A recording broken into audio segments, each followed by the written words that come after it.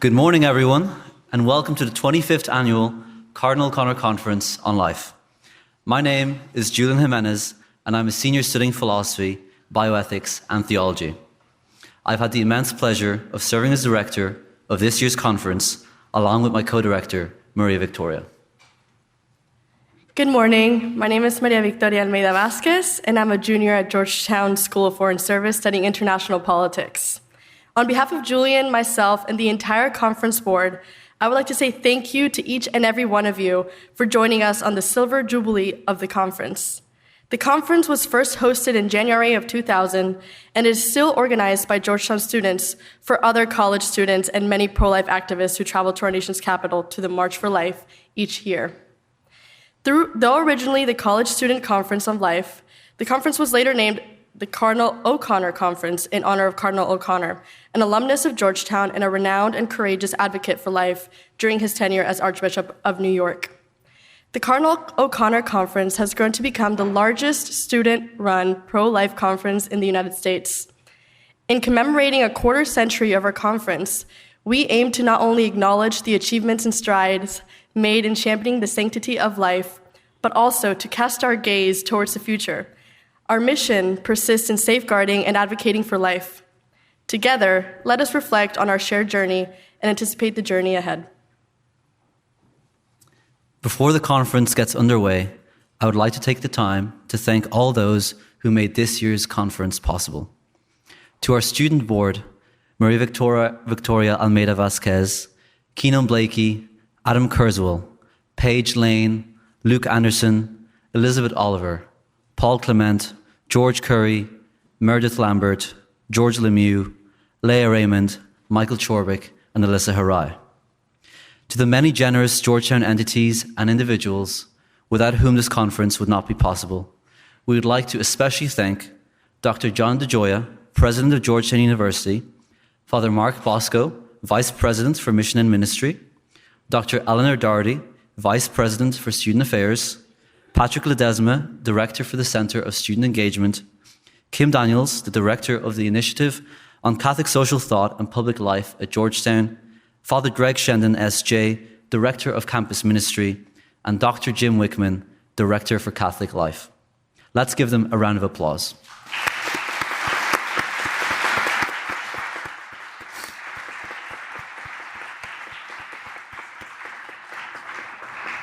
Finally, I would like to thank Mr. Stephen Filer, an alumnus of Georgetown University who joins us here today. Mr. Filer was a student who founded the conference in 2000.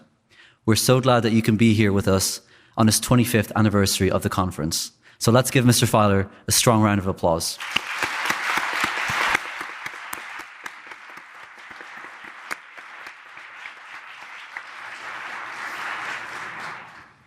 As we celebrate 18 months since the overturning of Roe v. Wade, we look ahead on the journey that is yet to come. We must continue the local, state, and federal battles until abortion is both illegal and unthinkable. This year, the OCC aims to offer a thoughtful retrospective on the past 25 years of the pro-life movement and offer a glimpse into the promising trajectory that lies ahead for the next 25 years. We have planned this conference to encourage intellectual discourse on the sanctity of human life and hope that you will leave here equipped with the tools to promote life in your own communities.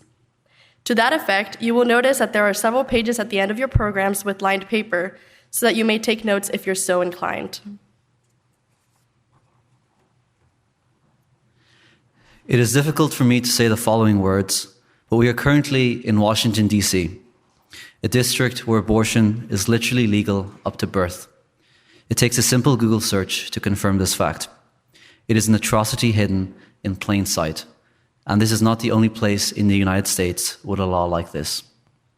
It is our duty not only to work to overturn these and similar laws, but to remove the factors that drive women to seek abortions and to fight against the pressures and lies that women undergo when they are at their most vulnerable. Our theme this year is discerning the next 25 years. As you listen to our keynote and to our speakers, I encourage you to not only take in useful information, but to discern. We are at Georgetown, the oldest Catholic and Jesuit university in the United States. The founder of the Jesuits, St. Ignatius of Loyola, spent a lot of time discerning. He once spent almost a year living in a cave in Manresa, praying. Jesus himself spent 40 days in the desert, praying and fasting in preparation for his ministry. That is why today we must not only learn, but we will discern, and we will pray, and we will offer a Mass for the protection of human life. We are inspired and filled with hope for the future, especially after witnessing hundreds of thousands of people of all ages marching for life yesterday at the March for Life, and the love and joy that is very much alive in the pro-life movement. Though there's a lot of work yet to be done, we are stronger and more hopeful than ever. We would like to begin this morning in prayer. Without prayer, our work risks losing efficacy and meaning. And so it is my honor to welcome to the stage Father Gregory Shendon, S.J., Georgetown's Director of Campus Ministry.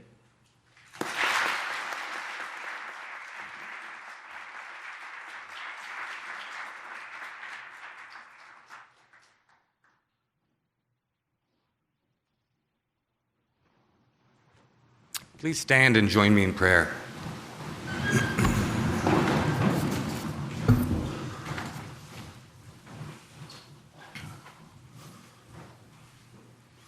God of all life and love, we come together today to celebrate the greatest gift furnished to us by you, the gift of life itself. We affirm with your word that all people are created by you, endowed by you with dignity and importance. All of us are created in your love, in your image, and for your greater glory. We give you thanks this day as we celebrate the 25th Jubilee of the Cardinal O'Connor Conference on Life. For the past quarter century, this conference has provided many with the opportunity for intellectually rigorous discourse on the sanctity of all human life. We are thankful in this moment for all gathered here today from both near and far, for our keynote speaker, His Eminence Seán Patrick O'Malley, for all of our panelists and speakers. We thank you especially for the O'Connor Conference Student Board, whose tireless and passionate labor has made this day the occasion that it is. Gracious God, give us open minds and hearts this day as we look back on the wisdom of the past 25 years, so as to discern fruitful means in promoting the blessedness and inviolability of life in the next 25 years. Enlighten our minds this day to the ways we can best serve. Bless our conversations with goodwill, sincerity, and truth. Help us see and understand issues which face us with clarity and charity.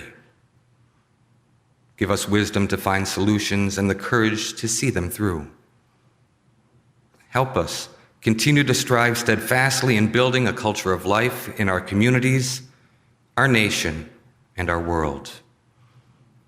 We ask all of these things in your most good and loving name. Amen. Please be seated.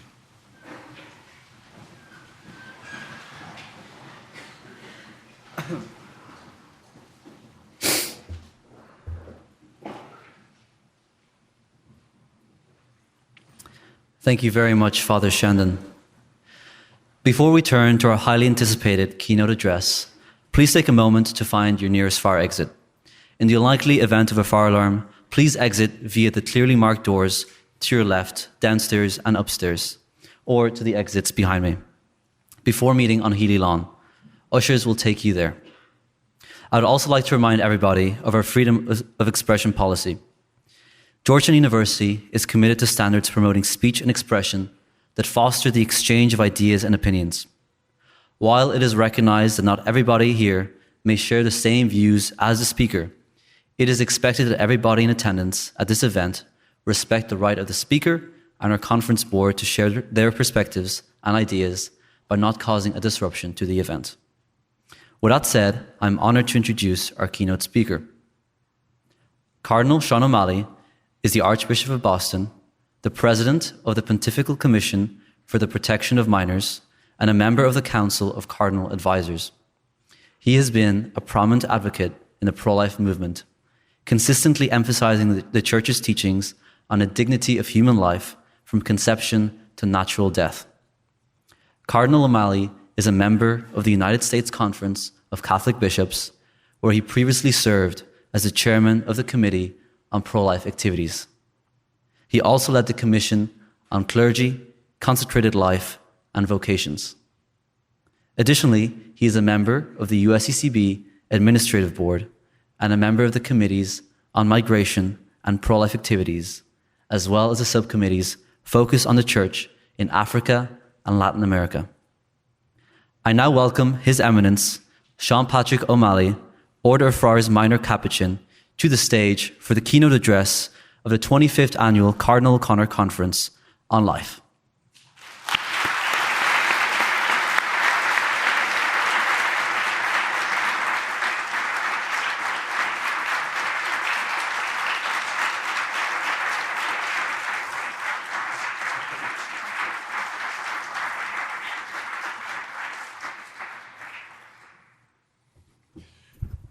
Good morning, everyone.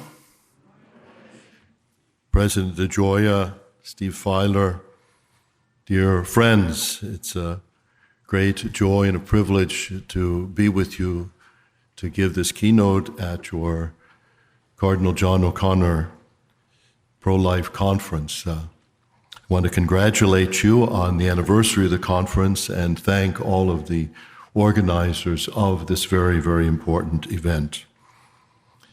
Now, when I left Boston, Father Leahy at BC told me that Georgetown is the second most important Jesuit university in the world. But we're very blessed to have BC in Boston, and I often have the ordinations of the young Jesuits there, and I like to share with them the story about a Jesuit and a Franciscan who are coming out of church. And a young man rushes up to them and says, Fathers, what novena do I have to make to get a Lamborghini? And the Franciscan said, What's a Lamborghini? And the Jesuit said, What's a novena?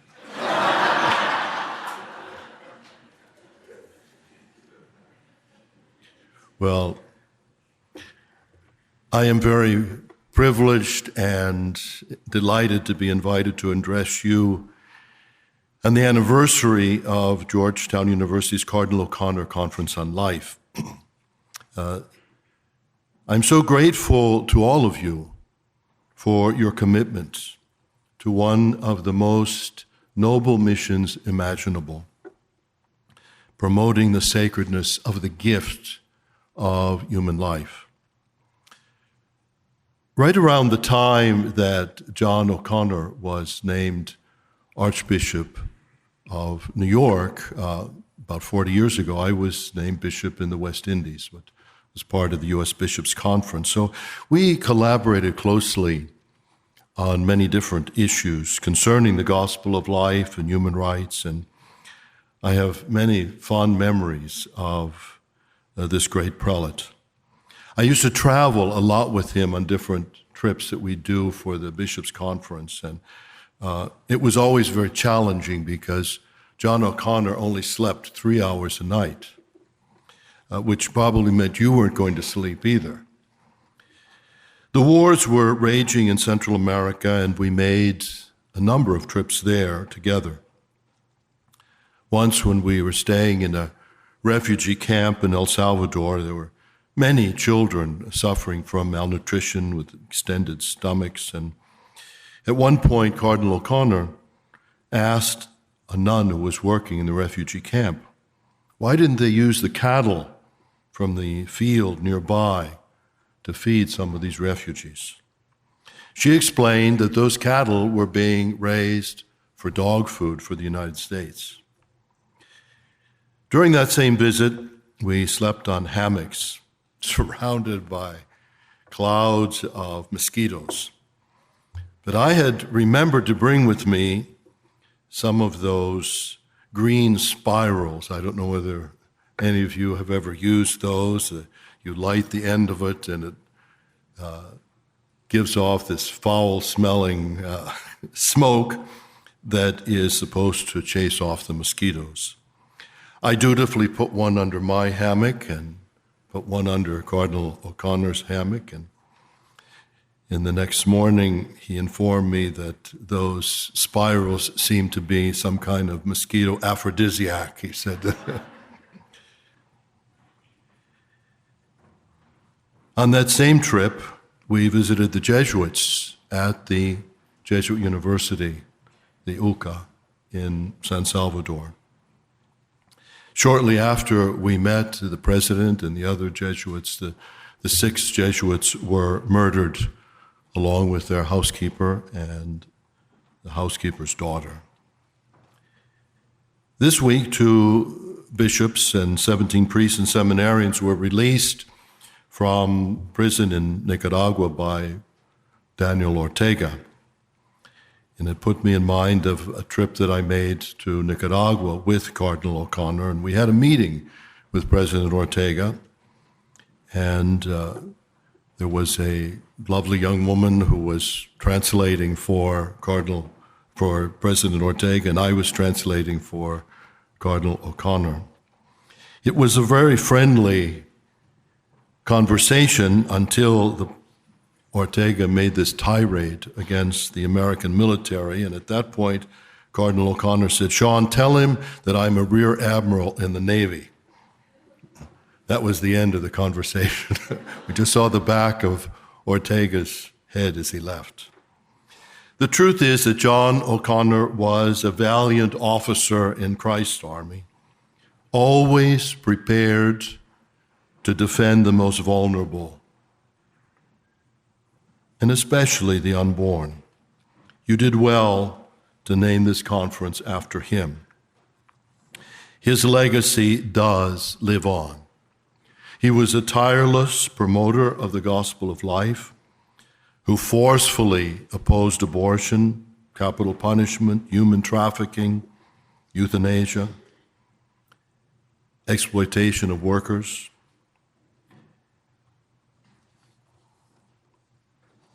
John Paul II commented once,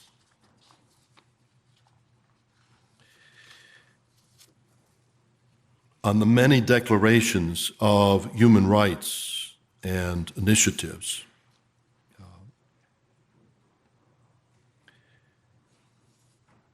Inspired by these ideals that seem to indicate, as he said, a growing moral sensitivity, more alert to acknowledge the value and dignity of every individual as human being, without any distinction of race, nationality, religion, political opinion, or social class.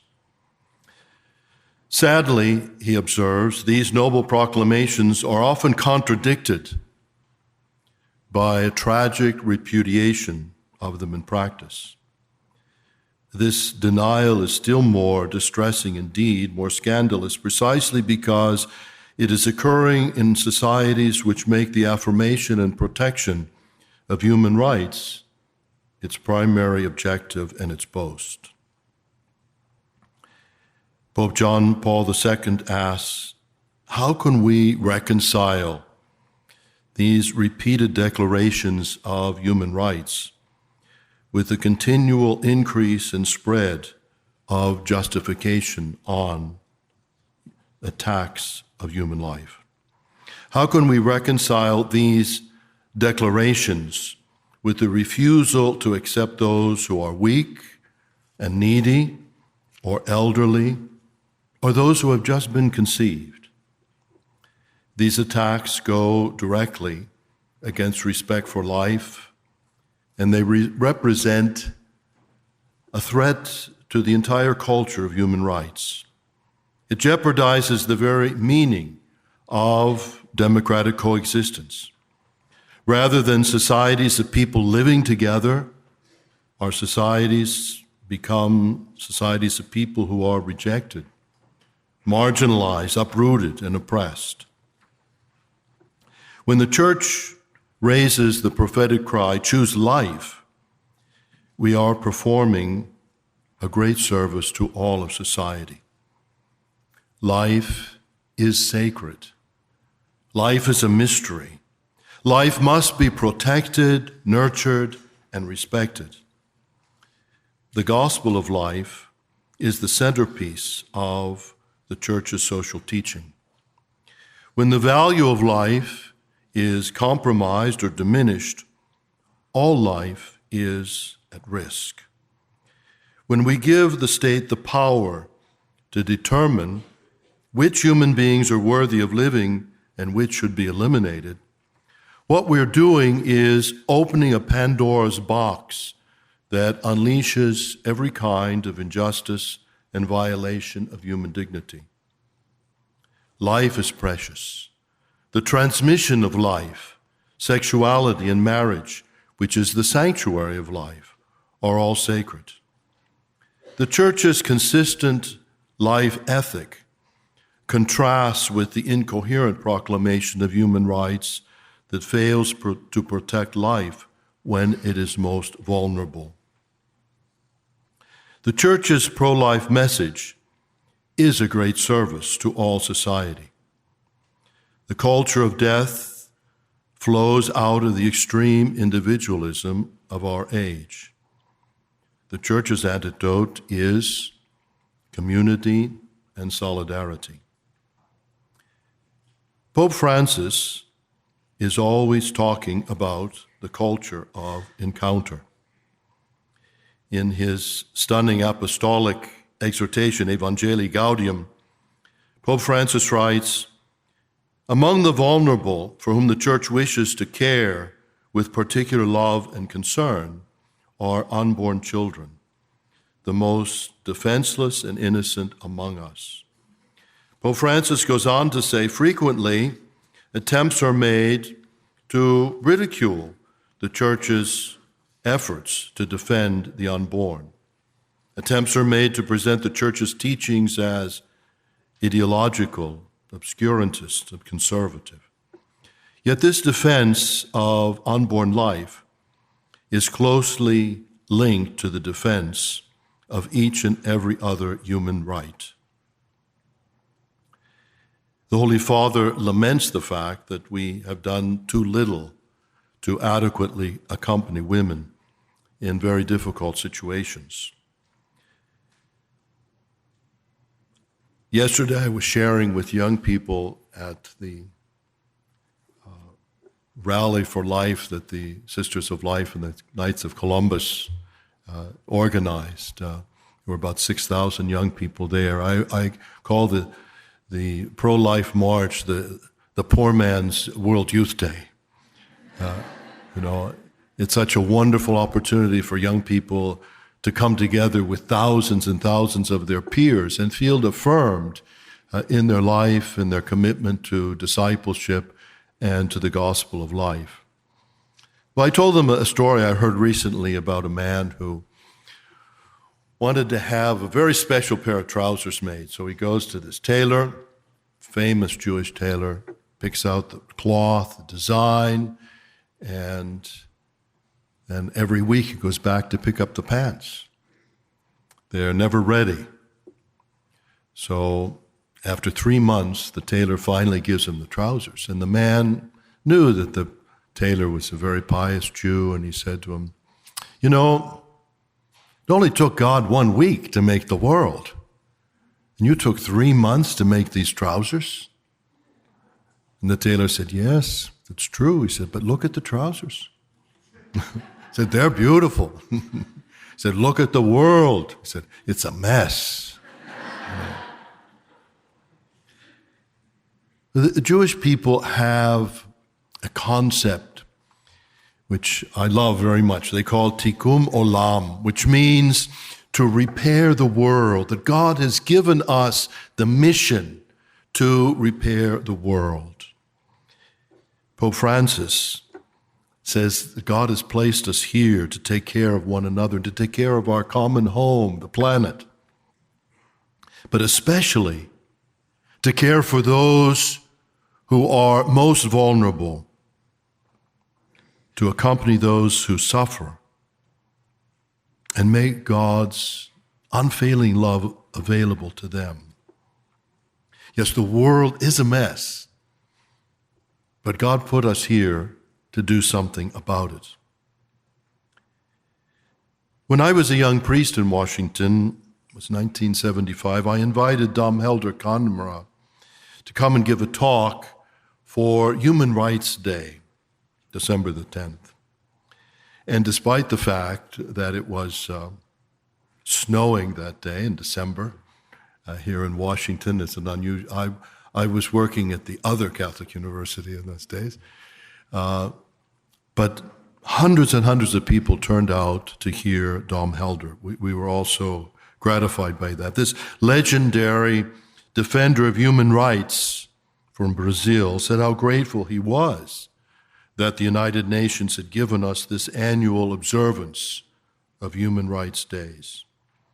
However, he said, we must never forget that it's not the Human Rights Day, the UN, or our constitutions that give us human rights.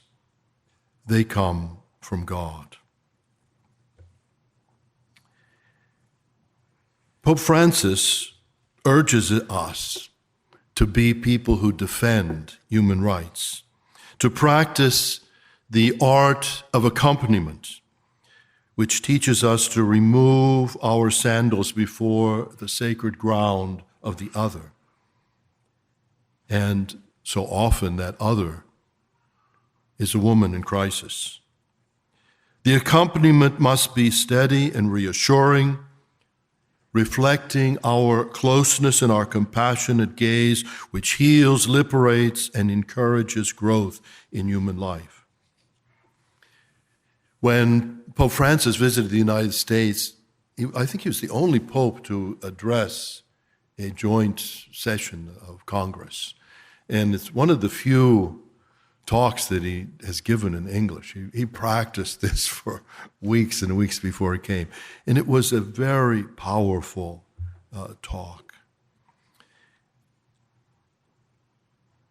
The Holy Father spoke about many things, but he certainly talked about the gospel of life. He reflected on the golden rule, Matthew 7:12, do unto others as you would have them do unto you.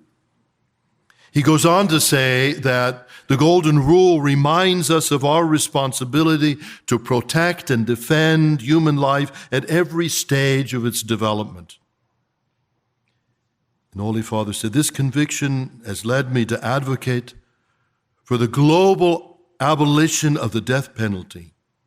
Since every life is sacred, every human person is endowed with an inalienable dignity.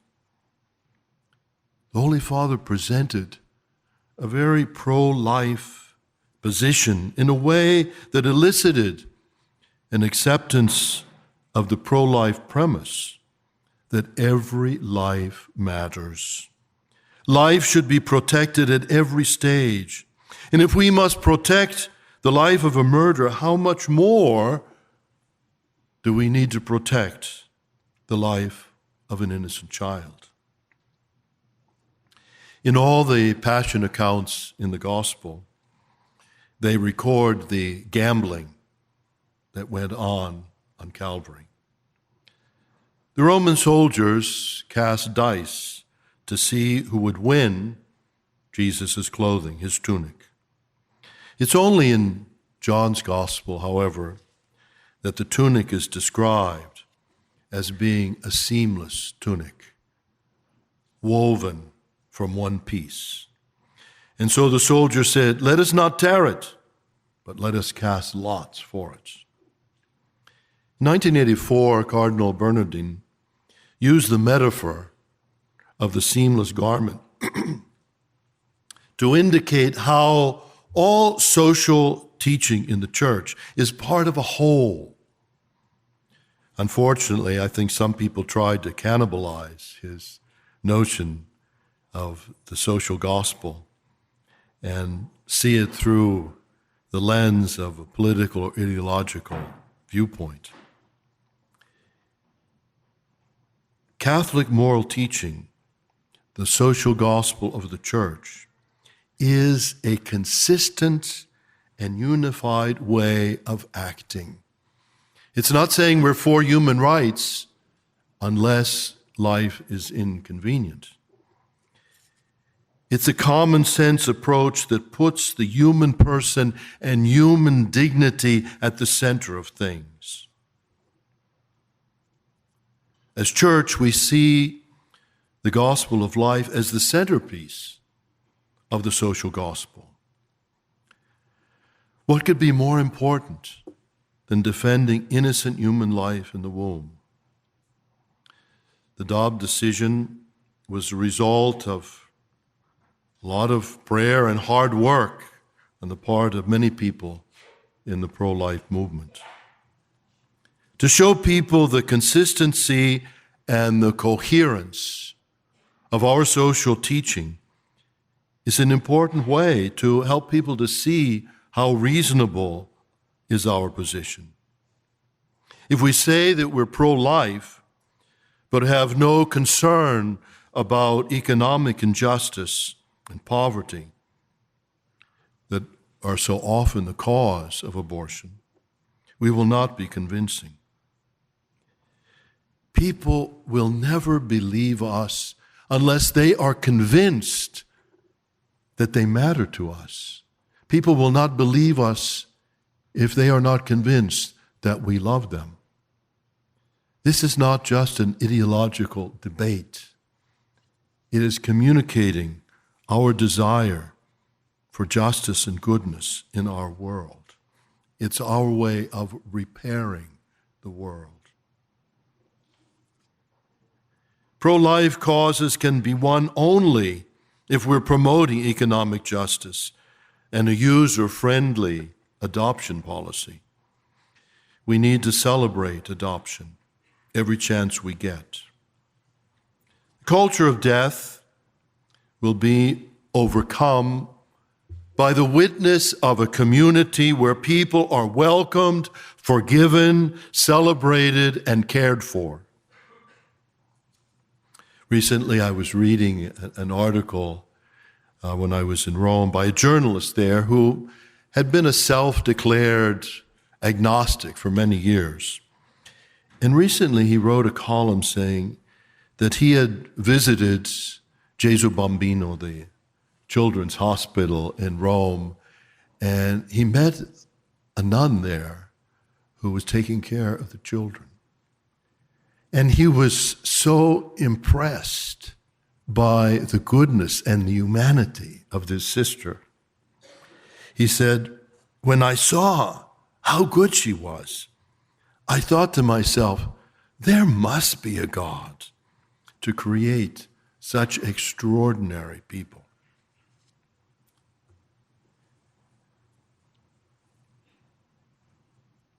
Thousands and thousands of people have come this week to gather for a post-Roe pro-life march. I'm sorry that Nellie Gray couldn't be with us this year. She, like John O'Connor, was a true apostle of the gospel of life. And without her work and determination, Roe versus Wade would never have been overturned. In those days, 50 years ago, people would say, all these people who oppose abortion, they're going to die off. This will quiet down. I used to call her the Joan of Arc of the gospel of life. As a young priest, I was working here at the Centro Católico Hispano, the Spanish Catholic Center, and heard about Nellie. She had just decided to give up her career as a lawyer working at the Labor Department, like the apostles leaving their boats and their nets, to embrace a special vocation, to work on the behalf of preborn children. It was my privilege to work with her organizing those first marches, eating peanut butter and jelly sandwiches at her kitchen table. She was such an inspiration to me and to so many people. The gospel of life is an imperative for Christ's disciples. Christ, through his church, is urging all of us to be defenders of life in the midst of a culture of death. The term culture of death, coined by St. John Paul II, is an accurate description of the drift of Western culture. A few years ago, we were fighting a ballot initiative on physician-assisted suicide in Massachusetts. The same week, an article came out reporting a case of euthanasia in Belgium. Two brothers, Mark and Eddie Verbessem, they had been born deaf, and they had been diagnosed recently with possible glaucoma. Possible glaucoma. Judging their futures to be too burdensome, they presented themselves at the University Hospital in Brussels, and the 45-year-old twin brothers were given a lethal injection. In Massachusetts, we did manage to defeat that ballot initiative that would have legalized physician-assisted suicide. The initial polls had us losing 70% to 30%. But thanks to much prayer, hard work, alliances with a broad coalition of hospice, healthcare workers, faith groups, disability people, Catholic colleges, the Knights of Columbus, our priests and parishioners, along with aggressive advertising, we actually won. It was the race between the tortoise and the hare, and we were the turtle that beat the rabbit. There's no doubt, however, that the next major assault in the next 25 years are going to come from those pushing physician-assisted suicide and euthanasia. A society that allows parents to kill their children will eventually allow children to kill their parents. The situation in Canada is alarming. They're opposed to promote euthanasia for mentally ill and youth. Once human life is no longer sacred, and the government can continuously move the goalpost, more and more people are in danger. For those who don't find the slippery slope arguments convincing, it should be enough to see what is happening in Europe and in Canada.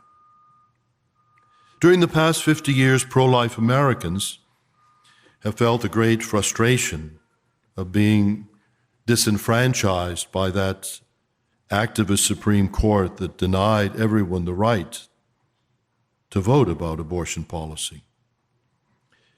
Many politicians today have, I think, shamelessly manipulated the Dobbs decision, trying to instill a kind of panic.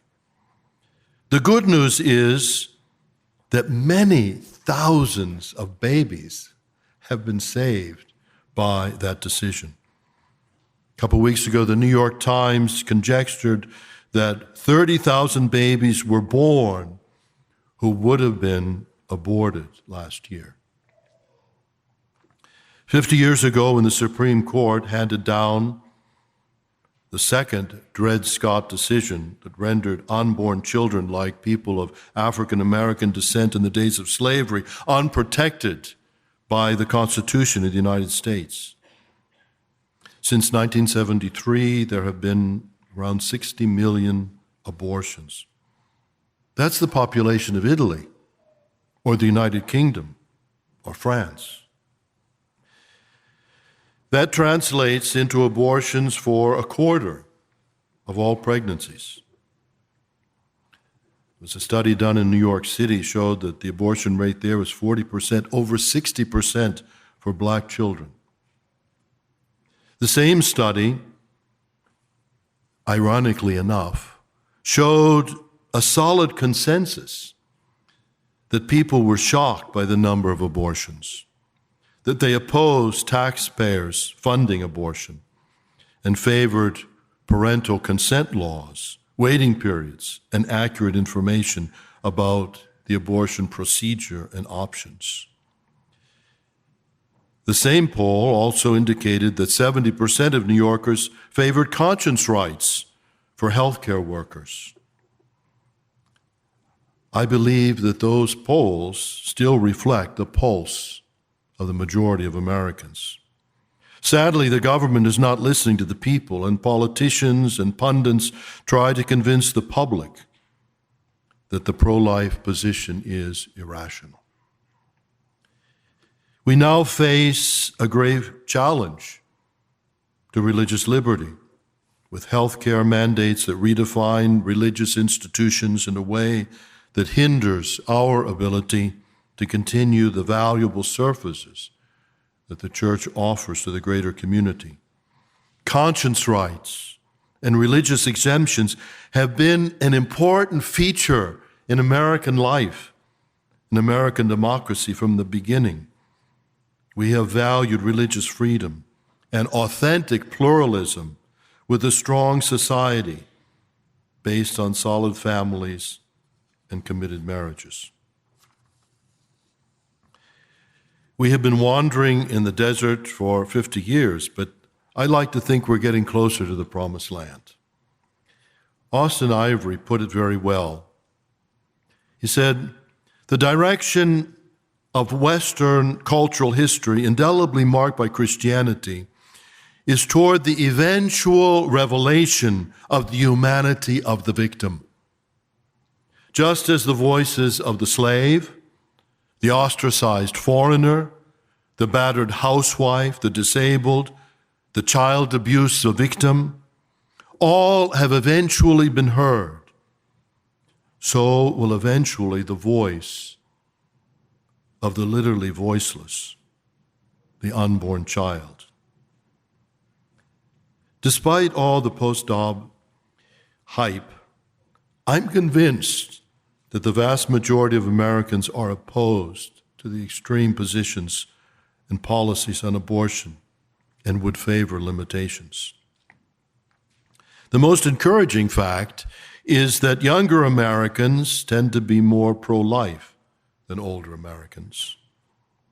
Pro-life activists, pro-choice activists insist that the abortion question is inherently a religious one, and therefore safely beyond serious philosophical reflection or public debate. We hear Catholic politicians saying that they're not in favor of abortion, but they don't want to impose their religious views on others in a pluralistic society. Abortion, like slavery, is not just a religious issue. It is a human rights issue. In our country, where societies become more and more secular, more socially liberal, and a large range of questions, but the opposition to abortion is always a constant, including among younger Americans who tend to be more liberal on other issues and certainly less religious. Given the state of public opinion and the fact that 75% of Americans believe that abortion is at least taking a human life, to change the public attitudes of support for abortion as a necessary evil will require educating Americans about abortion's impact on women and changing attitudes towards adoption. Too many Americans see abortion as a necessary evil. We need to educate the public on the damage done to women by abortion and show that abortion is not a necessary evil, but simply an evil. Increasingly, studies reveal the harm done to women as well as men who suffer remorse for years. The abortion option is often used as a fulcrum to push women to do away with their children. The Medical Science Monitor reported that 64% of American women felt pressured to get an abortion. The doctors, boyfriends, and insurers all had their reasons to push abortion. The boyfriend prefers paying for the procedure rather than providing child support.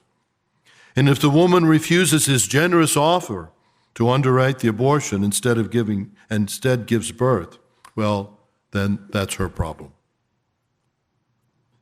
One of the great joys of being a priest is to be able to celebrate the sacraments for your family weddings, baptisms, first communions. I was baptized by my uncle, who was a diocesan priest, and he married and baptized everybody in our generation. And for the younger ones, now it's my turn to be the celebrant. A few years ago, I had the joy of celebrating the wedding of my nephew, Tom O'Malley. Tom was adopted by my brother Ted and my sister-in-law. They had 4 children, but they adopted one more child. And he's from Mexico. I think he's a pure Aztec Indian. He has jet black hair and dark skin. And so when he is introduced as Tom O'Malley, it usually causes a double take. I tell people the freckles ran together. His wedding was a great event in our family. It was in their parish, Ave Maria, Parker, near Denver. When we saw how happy Tom was with his lovely bride, and then saw the maid of honor was the bride's sister, Diana. Diana has Down syndrome. She was radiant. She just exuded joy and excitement as she walked down the aisle in her beautiful dress. The adopted groom and the maid of honor with Down syndrome were part of this extraordinary celebration because their mothers had the courage and the generosity to say yes to life. We know that about 92% of all women who receive a prenatal diagnosis of Down syndrome choose to abort their children. In addition, less than 1% of women with an unwanted pregnancy opt to place their child in an adoptive family. That translates into 86 abortions for each adoption. One of the greatest challenges before us is to change women's perception of adoption as being a bad choice. I often point to the story of King Solomon, who one day was called upon to settle a dispute between 2 women who were claiming to be the mother of the same baby.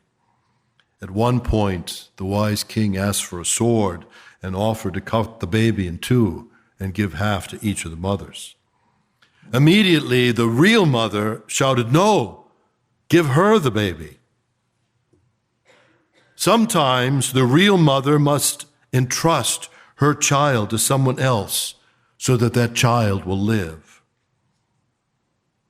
Paul Swope, in his much-studied article in First Things, Abortion, a Failure to Communicate, attempts to answer that question that baffles so many pro-life activists.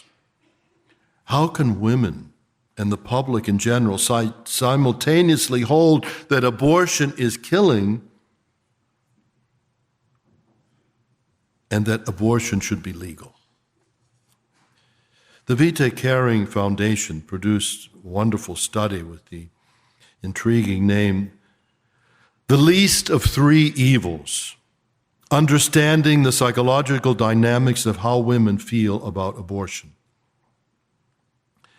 The report shows that unplanned motherhood is seen as a greater evil than abortion. An unwanted pregnancy is perceived as equivalent to a death of self, a loss of control over one's present and over one's future. And given this perspective, the choice of abortion becomes the lesser evil, a choice of self-preservation, a much more defensible position both to the woman and those who are supporting her decision to abort. Tragically, abortion is seen as the most evil of the three options: to abort, keep the child, give the child an adoption. Adoption is seen as the most evil of the three options. It's perceived as a kind of double death. First, the death to self by carrying the baby to term. The second death is perceived by the woman as the death of the child through abandonment.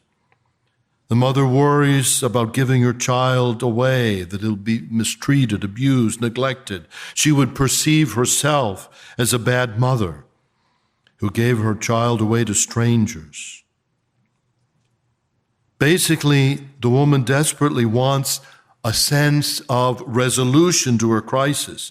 And in her mind, adoption leaves the situation the most unresolved, with uncertainty and guilt for as far as she can see.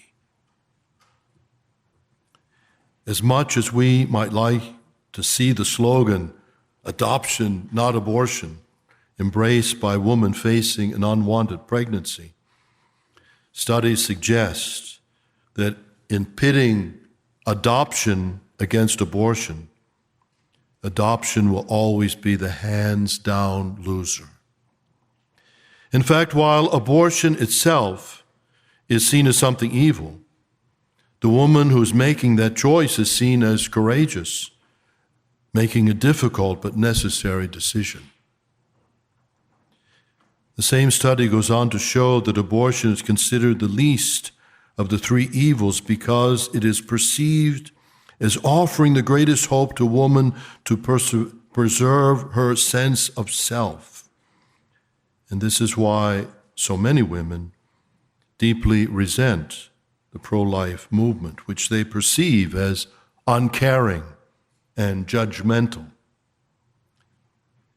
We have, in the past, so consistently focused on the safety of the unborn child, while the pro-choice, pro-abortion activists focus on the woman in crisis.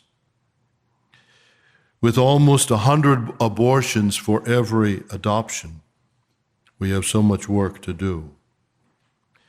We need people to hear the good stories of adoptions, of courageous birth mothers and generous adoptive families that have truly provided a home for adopted children.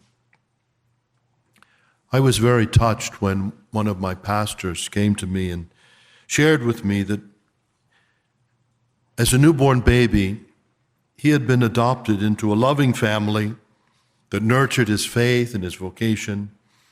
And in that last year, he came to find out who his birth mother was and to meet her and to establish a relationship with her. And this year he buried both his mom who raised him and his birth mother who'd given him in adoption. In the last months before these two women died, they both made a similar request of their son. His mom who raised him told her priest son, "You know, I want to meet your birth mother." And when he asked her why, she said, "I just want to thank her."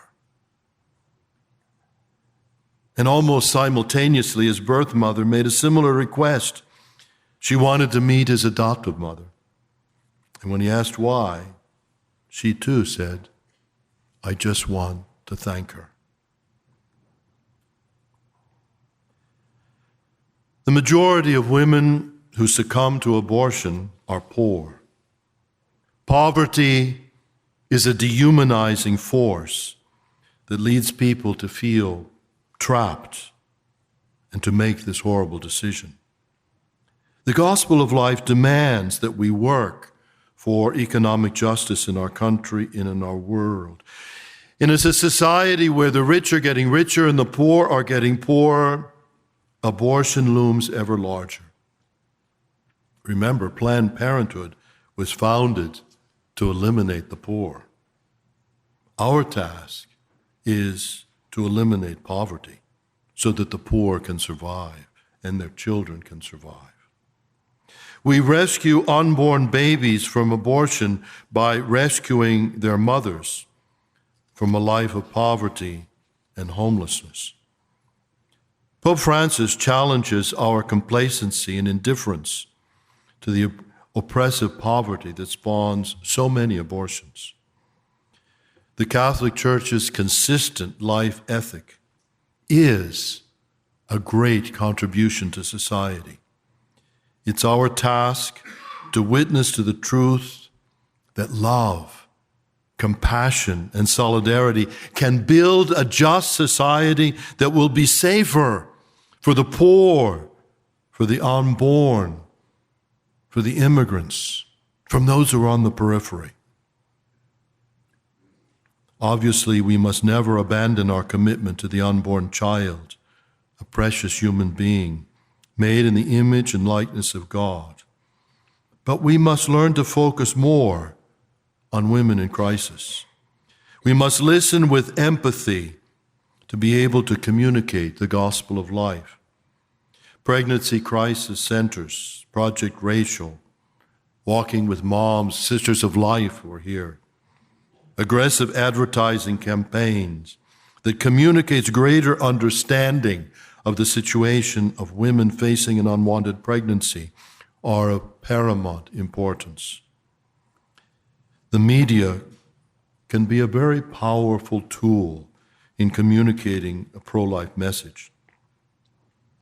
The Vitae Foundation has had amazing results with their television advertisements that have increased pro-life sentiments among the general population in areas where they've appeared. We must never lose sight of the fact that indeed we work to change the laws, but it's even harder to change people's hearts, to help Americans to understand that abortion is evil and unnecessary. Spielberg's film Lincoln shows the monumental struggle against slavery and Lincoln's resolve to pass the 13th Amendment. But the law was only part of the struggle. The evil of racism perdured for over a century, and the civil rights legislation and sacrifices of so many are contemporary realities in an ongoing struggle to live the ideals of our country. Yes, changing hearts is always the hardest part. The laws will change. Hearts are harder to change. We must never tire of clarifying misunderstandings, shedding light where there is myth and confusion, and demonstrating empathy and compassion and a deeper wisdom. One of the great gifts that Pope Francis is giving us now is synodality, teaching us to learn to listen to each other and to seek God's will in our lives. I was always very impressed with the work of Catholic Voices. I recommend their book, How to Defend the Faith Without Raising Your Voice. They always propose lucidity in the arguments, but they also talk about the effect that our words have on others. Our task is to present the truth with civility, empathy, and clarity. Being champions of the gospel of life is about building a civilization of love. The new evangelization is really about changing hearts. It begins with our heart, with our own conversion. Fittingly, the March for Life always occurs near the feast of the conversion of St. Paul. His conversion was a great surprise that God had in store for the church. Those first Christians distrusted him. They thought it was a ruse. They thought it was just a trick. But for me, the conversion of Bernard Nathanson, one of the founders of the pro-abortion movement, was that kind of a striking example of God's grace. Dr. Nathanson was the director of the largest freestanding abortion facility in the world.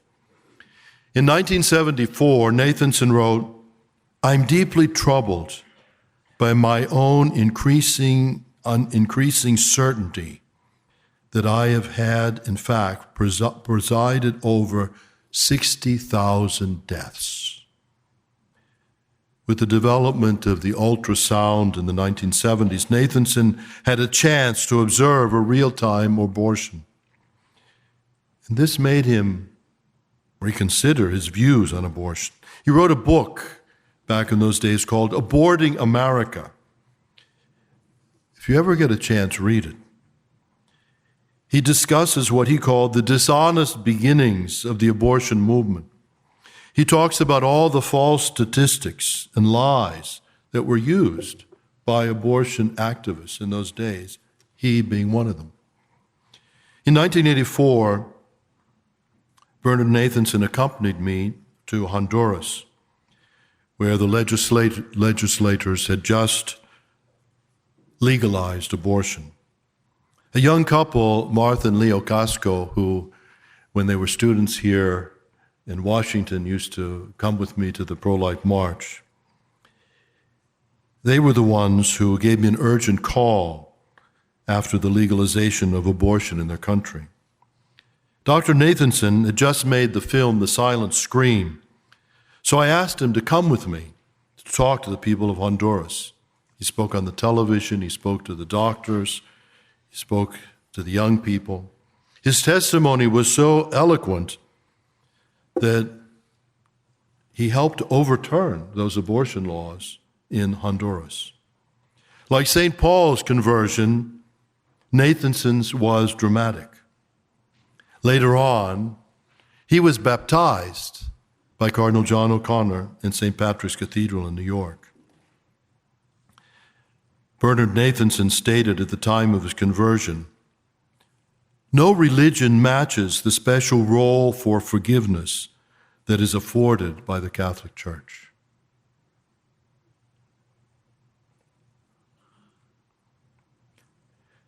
To be able to carry out the mission Christ has given us, we need to be better people, to grow in faith and to witness God's love by our service to the poor and the suffering, and especially to women experiencing a challenging pregnancy. Gandhi once said that he would become a Christian if he'd ever met one. It's a shame he didn't live long enough to meet Mother Teresa. The dramatic times in which we live call us to a deeper conversion so that we can become effective apostles of the gospel of life. Many years ago, I was invited to a state dinner at the White House. Well, they called the bishops' conference and they said, "The president of Brazil is visiting, and would you send us a Portuguese-speaking bishop for the..." So they sent me. They were surprised when O'Malley showed up, And they sat me next to President Bush, Sr., whom I recognized. And next to me on the other side was a lovely young woman who presented herself as Gloria Estefan. And I said, "Do you work in the White House?" She informed me that she was a famous singer. She said, I said, "You obviously don't sing Gregorian chant." I don't think she was offended. She was a good sport and realized that some Capuchin friar wasn't going to know who all the stars are. You know, our culture is addicted to entertainment and lionizes celebrities. But for us, believers, the real celebrities are the saints and our heroes. The world needs saints and heroes to help us glimpse God's holiness and beauty. Today, we recall the pro-life saints and heroes like Mother Teresa and St. John O'Malley, St. John Paul II, and even our great heroes like John O'Connor and Nellie Gray. John Paul II, the true hero of the gospel of life, said, "If faith does not become culture, it is faith that is not fully accepted, not intensely conceived, not faithfully lived."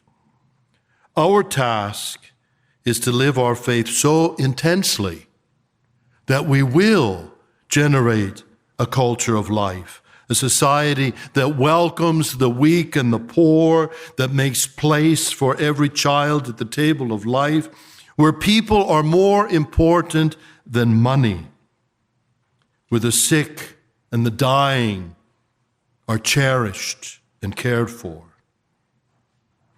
Pope Francis has spoken so eloquently about our need to be protectors and caregivers, orderlies in the field hospital that attends those who are suffering, those who are forgotten, those who are invisible, those who are most vulnerable. Solidarity is an expression of the great commandment that Jesus calls us to form a community among people that will enable us to overcome structures of sin and oppression that dog humanity. Above the human and natural bonds already so strong, faith leads us to see a new model of the unity of the human race.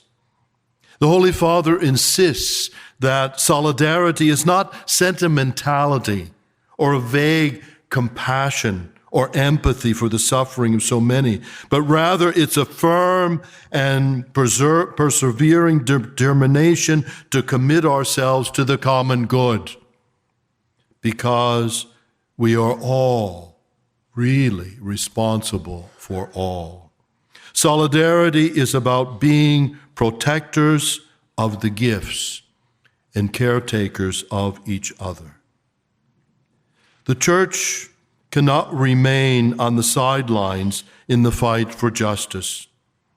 Cardinal O'Connor's Episcopal motto expresses it so well: there can be no love without justice.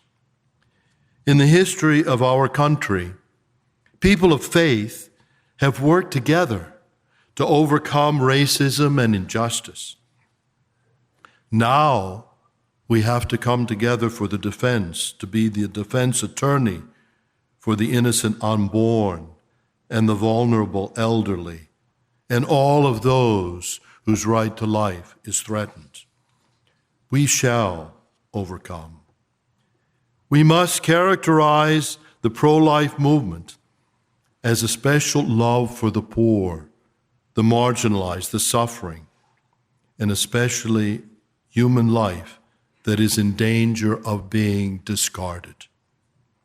When Helen Alvarez worked at the pro-life offices at USCCB, she always urged the bishops, be positive. We're not against anything. We're for something great. We are for life. One of the wisest pieces of advice that Pope Francis gives us is in Evangelii Gaudium, where he says, as for the moral component of catechesis, which promotes growth and fidelity to the gospel way of life, it's helpful to stress again and again the attractiveness of the ideal of the gospel way of life. In light of that positive message, our rejection of evils which endanger that life can be better understood. Rather than experts in dire predictions, dour judgments bent on rooting out every evil and deviation, we should appear as joyful messengers of challenging proposals, guardians of the goodness and the beauty which shine forth in a life of fidelity to the gospel. God bless you.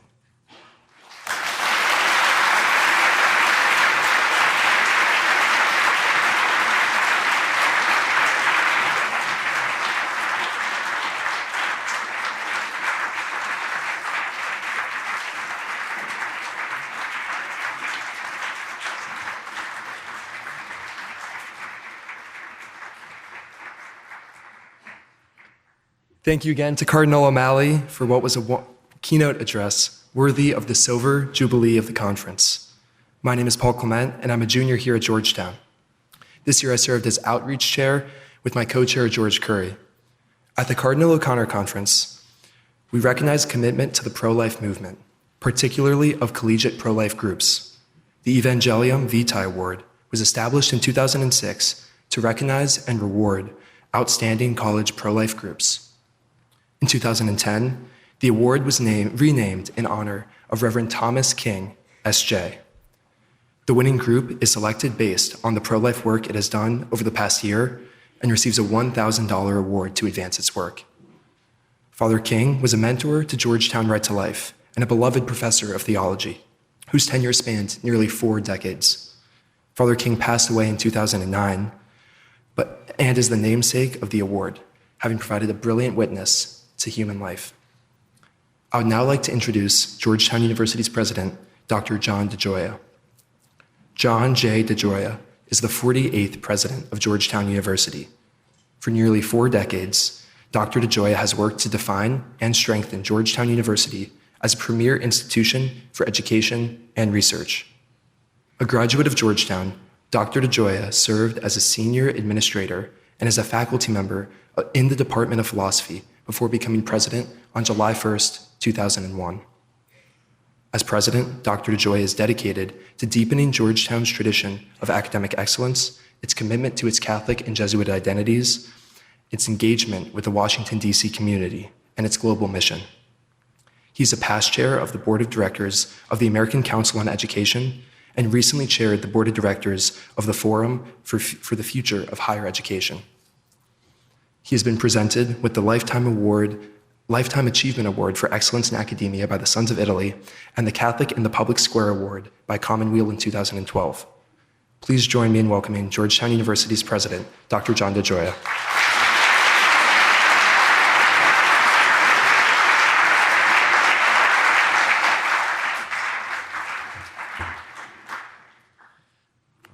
Thank you very much, Paul, for that very gracious introduction.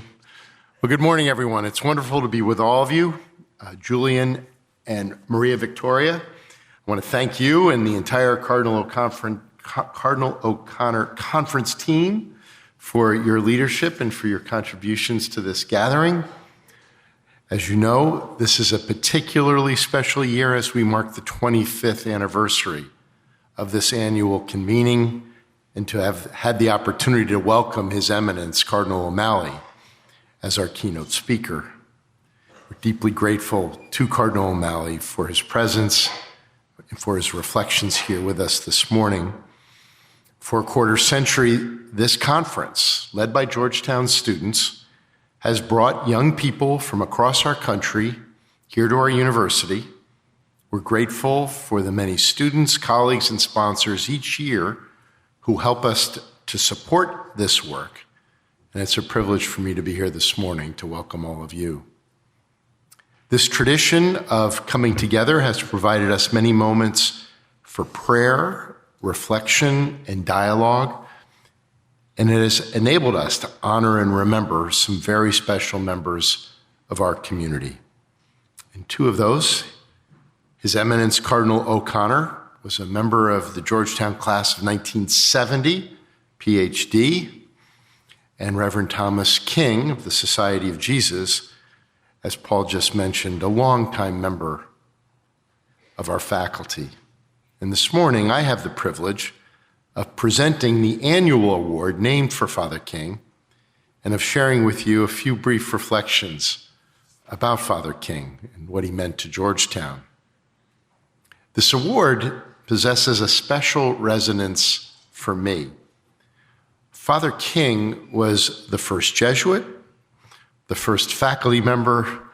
I think he was the first person I met when I arrived at Georgetown as a first-year student in August 1975.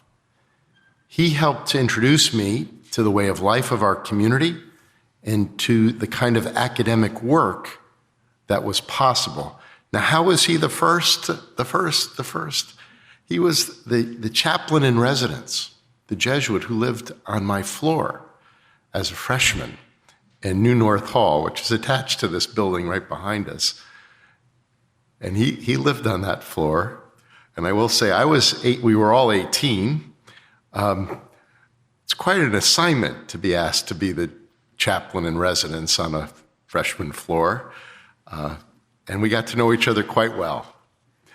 And I'm glad he was as forgiving as Cardinal O'Malley mentioned a moment ago in describing the elements of our faith. I also would remember in 1981, right in this room, I was a graduate student at the time, and Father King convened an international conference on Teilhard and the unity of knowledge that brought some extraordinary leaders of the academy here to the university. It was my first real exposure to the work of Pierre Teilhard Desjardins, a Jesuit, of whom Father King was a devoted scholar. More importantly for me, it was the first truly academic conference I had ever attended. It was an example for me of the caliber and quality of academic work that universities are capable of. During Father King's time in our community, which spanned 4 decades, countless students were impacted by him. He served as professor of theology. He was a distinguished scholar, author, mentor, and friend. And again, as you've heard, he had a special relationship with our Right to Life organization, played a significant role in their efforts to host this conference, shared a deep understanding of the dignity of every human life.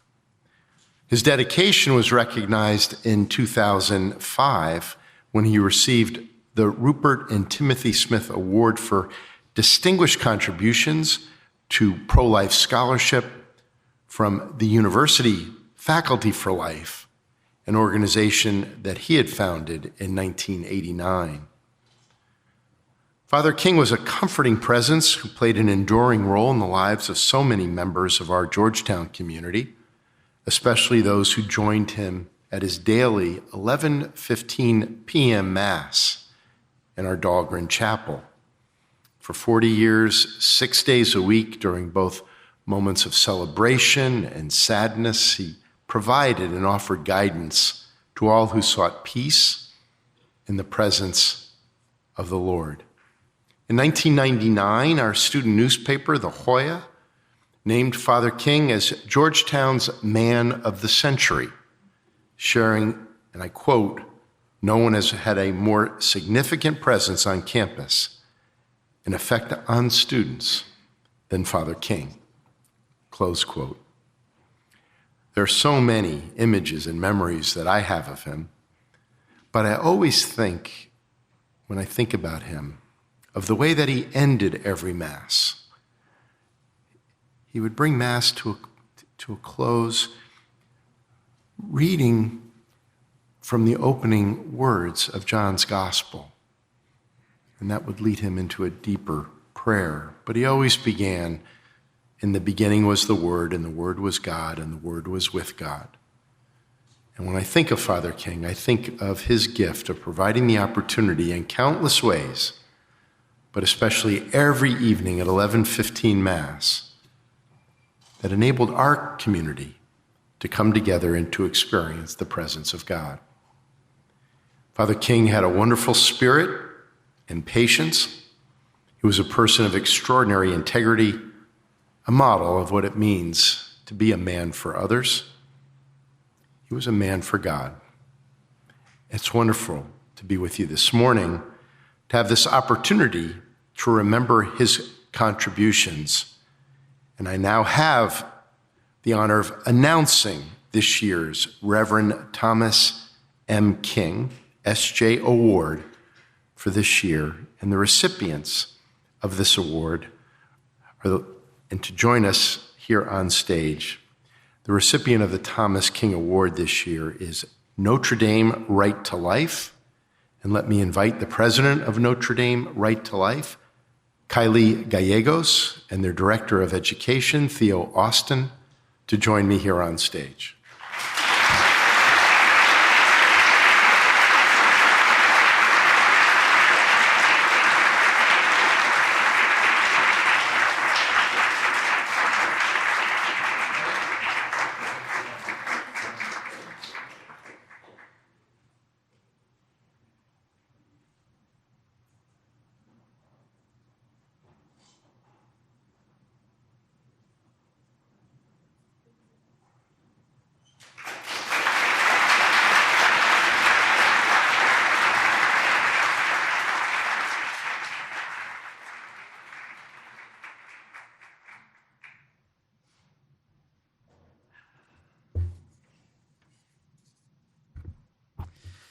Thank you so much, President DeGioia, and congratulations to Notre Dame Right to Life.